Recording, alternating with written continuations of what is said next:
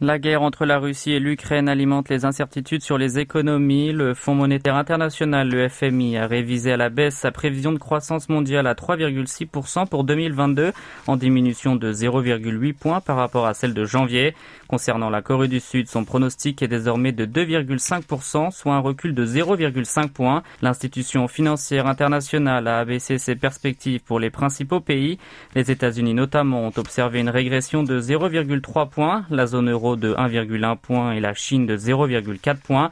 Toujours selon le FMI, sur fond de conflit armé en Ukraine, les chaînes d'approvisionnement ont été perturbées et l'inflation s'est aggravée.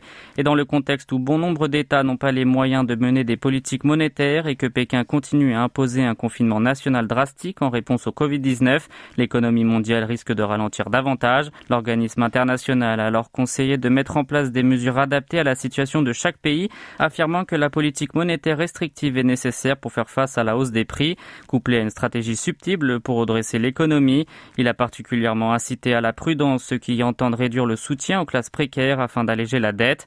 Le FMI prévoit que le pays du matin clair devrait connaître une hausse des prix à la consommation de 4% cette année, soit une augmentation de 0,9 points par rapport à l'estimation précédente.